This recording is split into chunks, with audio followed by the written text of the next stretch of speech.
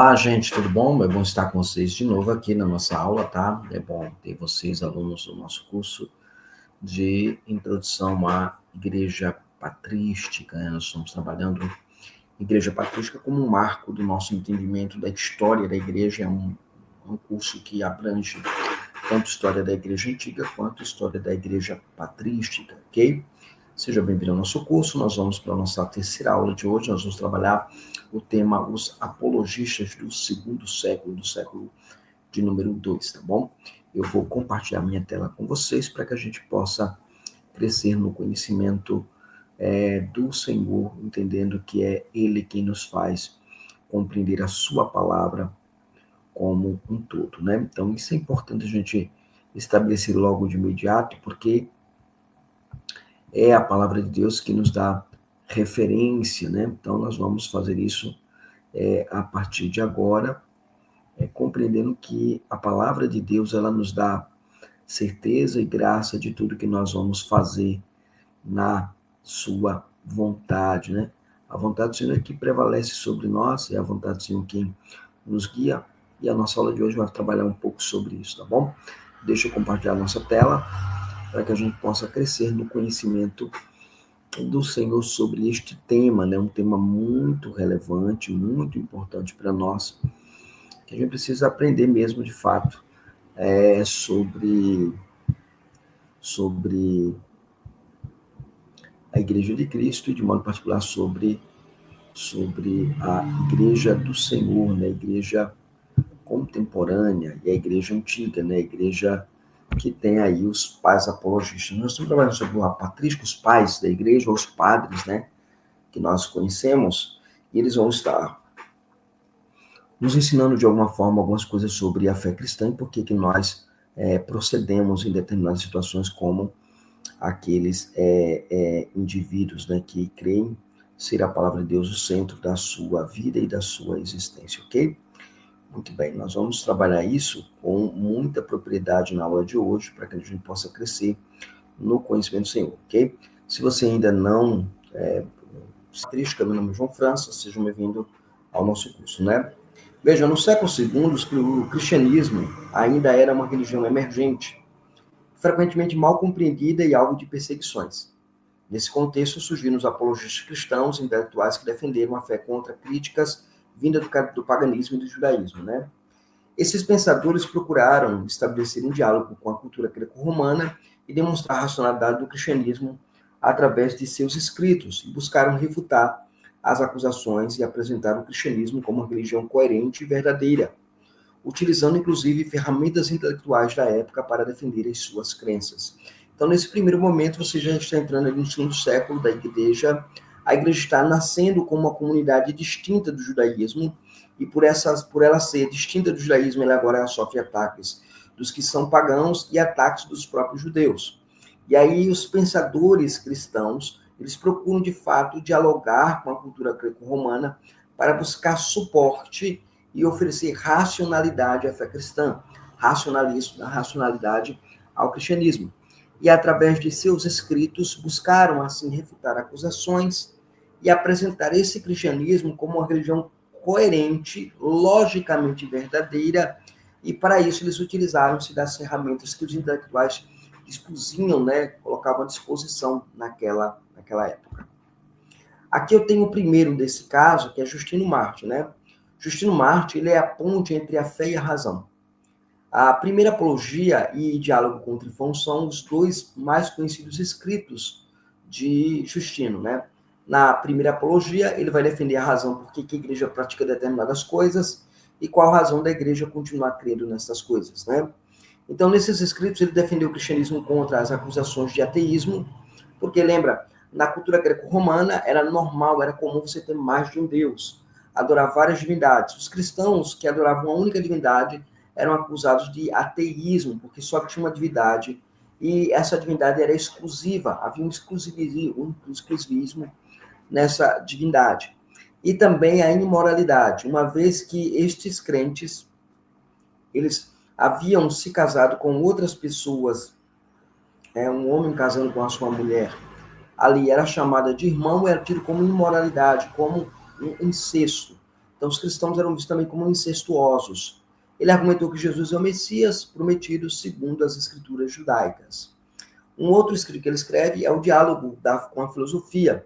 Ele utiliza, né, eles vão utilizar a filosofia grega para argumentar a favor do cristianismo, buscando a ponte entre a fé e a razão nesse processo.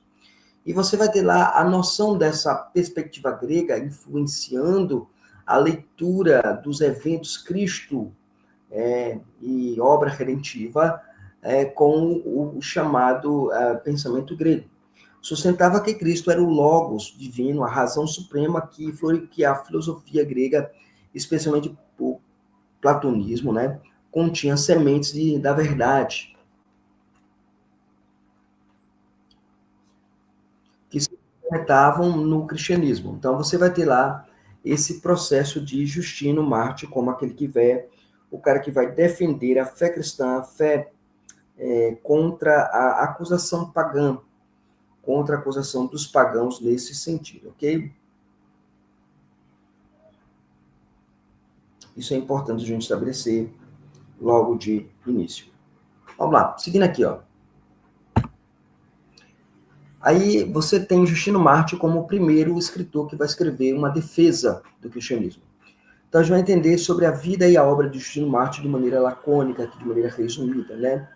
O nascimento de conversão, ele nasce no ano 100, né? Até anos 130 ele deve se converter a Cristo nesse período. Nascido em uma família pagã, em Flávia Neápolis, atual Nablus, Justino ele estudou em várias escolas filosóficas antes de se converter ao cristianismo. Após encontrar um ancião, um presbítero que lhe falou sobre os profetas e Cristo, ele se torna agora um cristão. Ele se torna alguém que conhece a palavra de Deus e que quer vivenciar essa palavra na prática, na vida a dia, na maneira dele ser um cristão, né? E aí ele desenvolve atividade apologética, porque ele vê que o cristianismo está sendo sufocado pelo Império Romano, acusado de maneira injusta de determinadas coisas que o cristianismo não divulgava, não promovia e não fazia.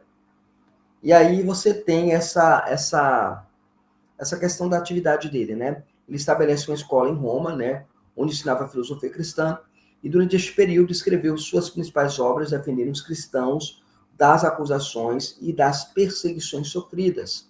Então ele começa a cutucar, por assim dizer, as onças com vara curta do Império Romano, apresentando de maneira lógica e eficiente uma defesa contundente do cristianismo de então.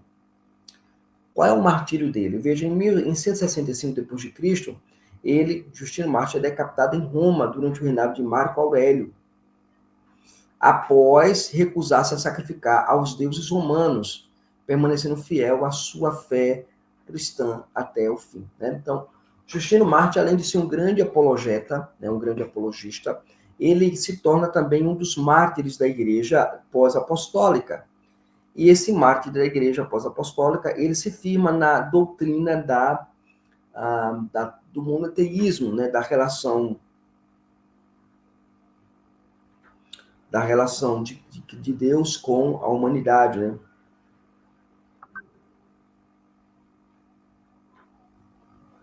Né? E esse é um ponto importante que a gente precisa pensar também, né? Um outro aspecto agora que a gente tem um outro personagem chamado Tassiano. Tassiano e a sua crítica à cultura grega, né? Veja, por um lado eu tenho Justino Marte, que admite o uso da filosofia grega para ensinar, para doutrinar, para apresentar argumentos e colher argumentos para se colocar contra o paganismo. Tassiano e sua crítica à cultura grega, né, a rejeição da filosofia grega por Tassiano, diferente de Justino, né, Tassiano, que vai de 120 a 180 depois de Cristo, ele olhava, ele contemplava, ele via a filosofia grega como corrompida e algo sem valor para a fé cristã, adotando uma postura mais radical contra a cultura helênica.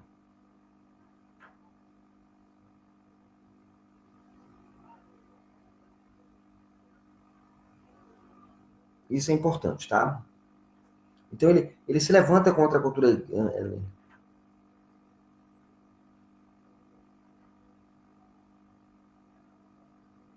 contra a cultura helênica, né? Um outro ponto é que ele vai escrever uma obra chamada Discurso contra os Gregos. Em sua obra mais importante, ele criticou severamente a filosofia e os costumes pagãos, argumentando que a cultura grega promovia vícios e idolatria, contrastando com a pureza dos ensinamentos de Cristo.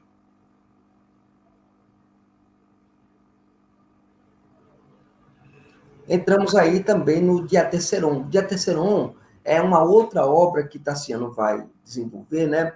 E além das suas obras apologéticas, Tassiano ele compilou, por assim dizer, os 4 evangelhos em uma única narrativa. Esse foi um dos primeiros esforços na história pós-apostólica para se harmonizar os relatos dos evangelhos como nós conhecemos, né? Como nós sabemos. Então, a primeira tentativa de haver uma harmonização dos evangelhos sinópticos. E aí você tem algo muito importante, né?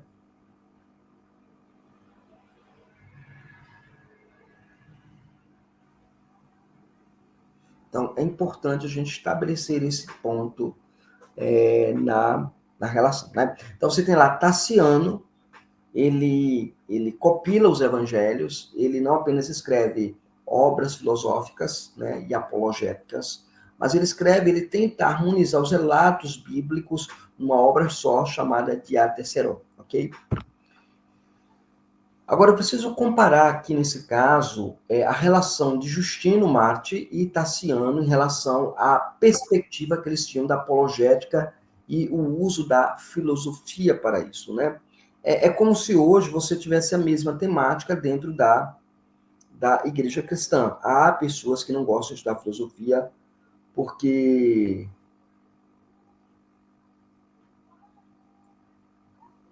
porque eles acham difíceis, né, compreender e relacionar uma cultura helênica de alto saber com a simplicidade do Evangelho de Cristo, né? E essa comparação ela começa ali com Justino e Tassiano, né? Justino, por exemplo, ele adotou uma abordagem conciliatória com a filosofia grega, vendo-a como uma preparação para o Evangelho. Já Tassiano, ele rejeitava completamente a cultura grega, considerando-a como corrupta e incompatível com o cristianismo. Justino, por sua vez, ele considerava, né, que os filósofos gregos tinham recebido sementes do Logos e, portanto, partes da verdade. Tassiano ele via a filosofia como uma fonte de erros e confusões, sem valor para a compreensão da verdade cristã. Isso é interessante, né?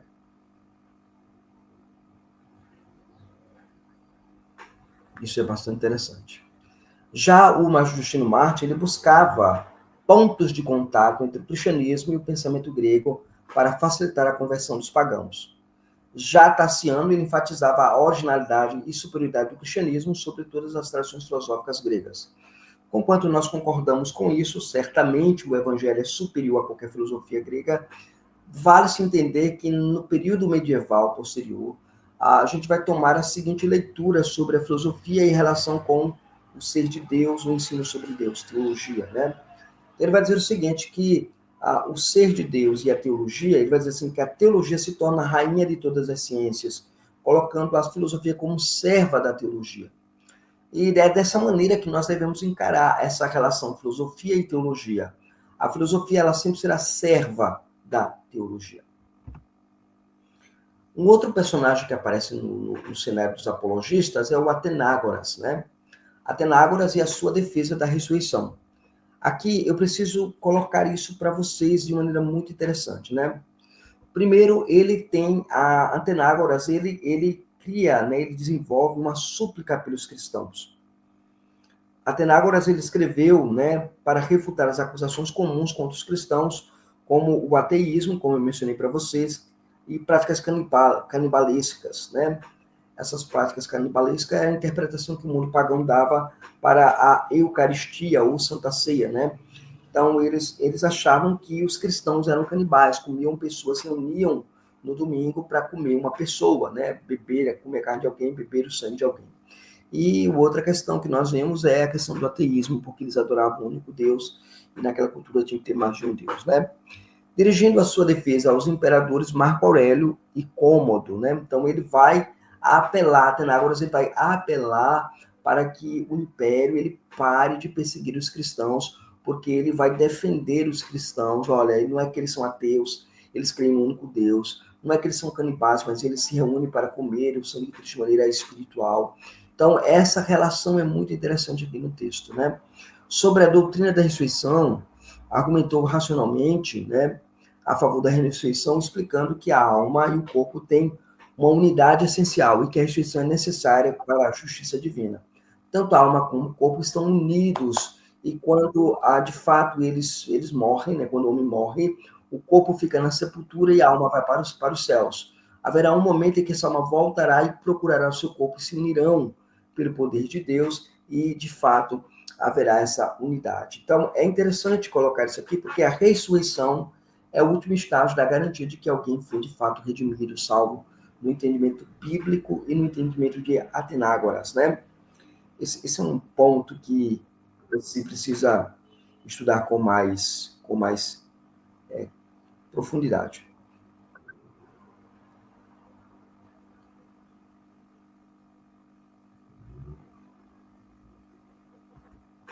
Ok? Então, vamos lá. O uso da filosofia. Ele também fez o seguinte: ele utilizou os conceitos filosóficos para demonstrar que a intuição era lógica e coerente, apresentando argumentos, né? Apresentando argumentos.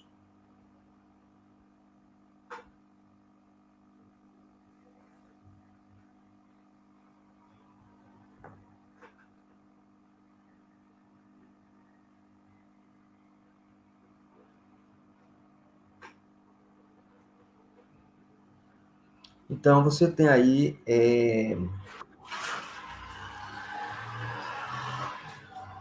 esse ponto importante que a gente tem na nossa,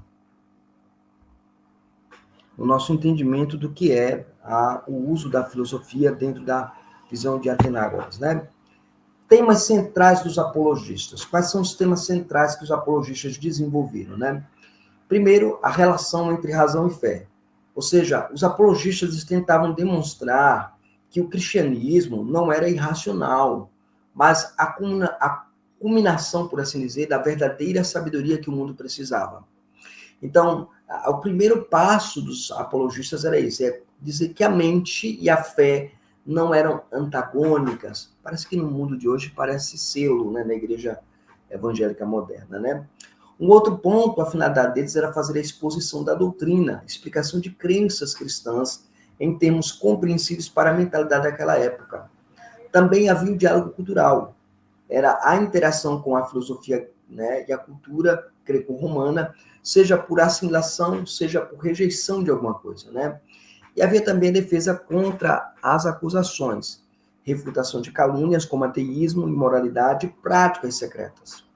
Os apologistas do segundo século desenvolveram estes temas de maneira interconectados para defender o cristianismo em um ambiente hostil, utilizando as ferramentas intelectuais e disponíveis para dialogar com aquela cultura dominante e apresentar a fé cristã como racional e como verdadeira. Veja, o cristianismo ele é coerente desde os primórdios em que nós temos aí na era pós-apostólica. Muito bem.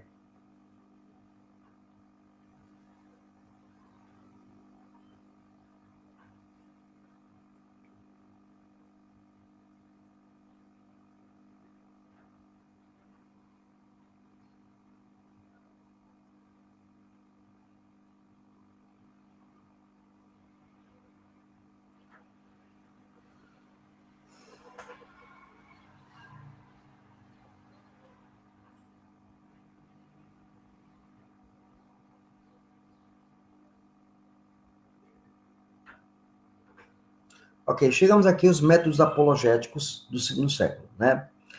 Primeiro, vamos entender aqui, né? Primeiro, eles tinham uma razão natural, que era a base comum para o diálogo. Então, havia uma razão padrão, um axioma, né? Vamos usar aqui axioma, o princípio básico, né? E aí eles se usufruíram da filosofia grega, que era a preparação parcial para a verdade, era o entendimento que eles tinham, e as escrituras judaicas eram vistas como as profecias cumpridas na pessoa de Cristo. E, por fim, a revelação cristã plena era a verdade plena a respeito de Cristo, revelada em Cristo, apresentada a Cristo. Então, os apologistas construíram seus argumentos em camadas, partindo da razão natural como base comum para o diálogo, utilizando elementos da filosofia grega quando úteis e demonstrando o cumprimento dessas profecias judaicas em Cristo Jesus.